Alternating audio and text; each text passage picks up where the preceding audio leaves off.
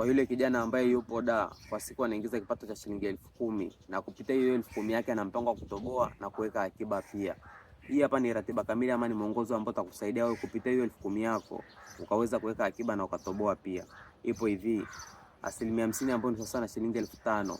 Hii ni kwa ajili ya matumizi yako ya chakula na kinywaji, usizidishe.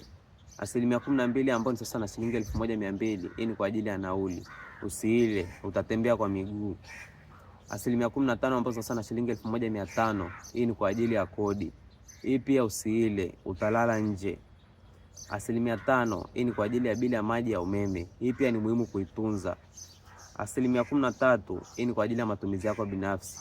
Hii sasa unaweza kuichezea. Mpaka hapa tunakuwa tumeshatumia 95%, ambayo ni sawa na shilingi 9,500. 5% sasa zilizobaki ni kwa ajili ya akiba. Akiba naona hadi aibu kuitaja. Akiba ni 5%, ambayo ni sawa na shilingi 500. Alafu tuna mpango wa kutoboa, tuna mpango wa kuweka akiba. Hapo hujaumwa, hujanunua vocha yako, hujanunulia labda mpenzi wako vocha,